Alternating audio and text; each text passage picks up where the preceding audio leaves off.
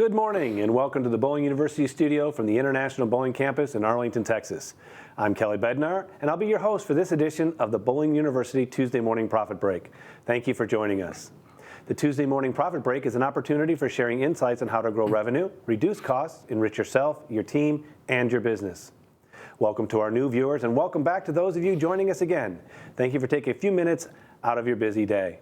We have another great show ready to share with you this morning, so grab your cup of coffee or your favorite morning beverage, and let's get started improving your profitability.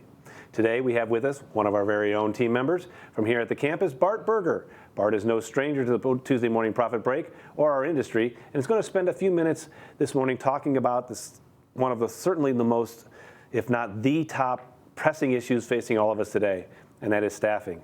So as we're on the road to recovery, there's no shortage of help wanted signs in our community. So Bart, thank you for taking a few minutes this morning and sharing with us some of the things that these centers are struggling with, and what are they going to do to get staff? Yeah, Kelly, that's a great question. And good morning, everyone. It's glad to be with you today. This is a prevalent topic. In fact, so much so that we spent some time researching this, and this is the first of a three-part series. So I hope you'll stay with us because it's such a big issue. We can't tackle it in one episode.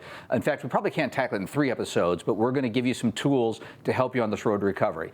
So let me set this up. Normally during the Tuesday Morning Profit Break, we always try to keep these in short, quick hit formats, 15 minutes or less. This morning episode may run a few minutes over, but stay with us because we've got a lot to share with you.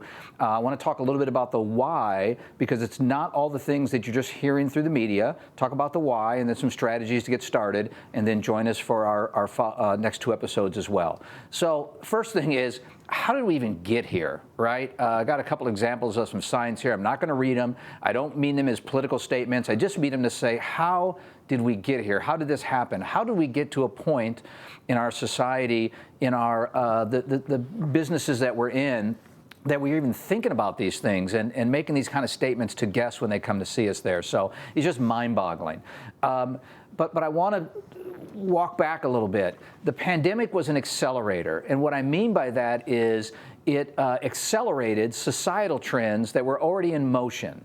And we can debate about what type of time frame and how many years has accelerated it, but the pandemic was an accelerator. It took things that were already happening and it just magnified them and exponentially moved them forward. I'll share with you a couple of quick examples. Of course, the one that we're all top of mind, telecommuting.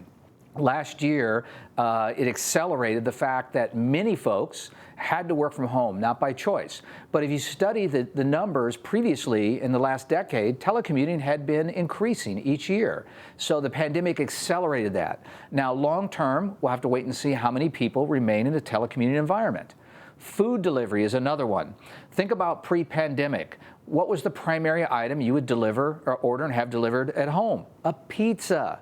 It held well, you could box it up, it didn't taste too bad when you got it. You would never ever think about having a steak or sushi or a salad delivered. Those were things that you ate in the comfort of a great restaurant or you made at home. But food delivery was accelerated by the pandemic. Now, we'll have to wait a little bit to understand the long-term effects of that. And I tee both those examples up because for us in our world, this reduced labor force. The trends that were starting with the reduced labor force were happening a couple of years in advance, and the pandemic was an accelerator. So this just didn't pop up overnight. Now, let's talk about pre-pandemic, because we started to study this topic in the end of 2018 to put together some resources for you in 2019 on this very topic of talent acquisition. Pre-pandemic, 2019, unemployment was at a record low, about 3.5% it got down to, which in our space is really full employment. When you get under 4%, we consider that in our environment full employment. The birth rate in America is at an all-time low. It's been reduced. It's been going down and down and down for decades. Not that it's a good or bad thing. It's just a data point that we need to be aware of. Females are they're getting married later. They're having careers, and when they do have families, they're having less children. So we are at a point now in our society where we are not even replenishing the population. The death rate is exceeding the birth rate. And there's another phenomenon that was happening before the pandemic. There are less teens working now than ever. The teen employment rate is at an all-time historic low, largely driven by the fact, think about those of us that have kids or grandkids, and we've been blessed to have a family. Teens are doing things, sports, arts. If you have an athlete in your family, you know it's travel all the time. So you have less teens working. The birth rate is at an all-time low, and you have had a very strong economy with low unemployment. All of that happened before the pandemic, and it created a problem that some of you were already working on and already working on ways to address that now has been accelerated. Now, here's a sign for you. Due to the tax release of tax refunds, we have no staff available. We close to a further notice. Visit one of our other locations. This is from the Popeyes brand. I don't mean to pick on Popeyes, but God bless them. They give us so much to work with, to share with people. I had to actually research this to make sure this wasn't fake news. But here's the magic of this sign. It was not during or after the pandemic. This was in April of 2019. April of 2019, some Popeyes franchise operator used the excuse of tax refunds why they couldn't staff their facility. So what's happening is not a phenomenon. It's not something new. It's been accelerated by the pandemic. Now let's talk quickly about things that are happening now because of the pandemic. Stimulus replaced secondary income. People that normally might need to work a second job to pay down debt or to save for a vacation, they didn't need to because the government took care of that with the stimulus. Now, yes, some people are staying home because of the extra unemployment benefit, but that's not the reason. And that's an easy one to hang our hats on and blame the government. And it's not a good thing. Personally, I don't believe it. I don't think many of you believe it's a good thing, but it's not the entire reason. Stay-at-home moms. If stay-at-home mom did want to work or was previously working part-time just to pick up some extra income, the kiddos are home because everyone's doing the virtual school. Seniors could be reluctant to go back into the workplace because they're high risk, and they should be protected and be reluctant to go back, quite candidly. And moms are even more now reluctant to let their teens work. So think about all the things that were happening before, and now coming out of this, you've got less teens available to work because mom's scared, seniors that need to protect themselves, which they should, and the need for a secondary income is gone because the government has stimulated us with the extra money. Right thing to do at the time. Now we're coming out of this, okay? So here's another version of Popeyes. Stimulus gone, come get a job. Now this was taken last week from a Popeyes franchise, and I can't believe we've come to the fact that this is how we're going to go about recruiting in there. What I want all of you to be thinking about, because you're great, is I want you to be a victor, not a victim. Don't let the government or someone else make a victim out of you. Be a victor. And there's some things we're going to share with you quickly in this first episode of this three-part series to get you started. Darden CEO Gene Lee, I love this young man. You can read what he says there about brands that can hire, train, and retain frontline employees. They are going to win. Now, he didn't say this yesterday. He said it in 2019, and it's even more true now coming out of this here. So here's what we teach to at the campus. We say, how are you going to get a great talent? How are you going to replace those workers? We're not going to blame it on the government. We're not going to blame it on somebody else. We're going to be a victor and take control of our own destiny, and we're going to do it because we're going to act. We're going to attract, we're going to choose, and then we're going to train and retain. We're going to talk this morning quickly about attract. In episode 2, we'll talk about choose. In episode 3, we'll talk about train and retain. So here's what we want to do. First and foremost, we have to have a pool of people to speak to if we're going to fill those positions, whether it's 2 or 22. I have to fill the pipeline. And I want you to start thinking like a marketer. I want all of you to become as passionate about talent acquisition as you are about customer acquisition. It's critical. So it's a mindset, it's a paradigm shift. Start thinking like a marketer. Guest experience is now the new customer service. We've done the same play on words here with staffing, hiring, recruiting. It's now talent acquisition. There are actually talent acquisition departments in companies now that have sprung up here. So talent acquisition. And to start with, if we're going to get this new mindset, I want you to delete some words from your vocabulary, and I need to too, and we got to work together on this.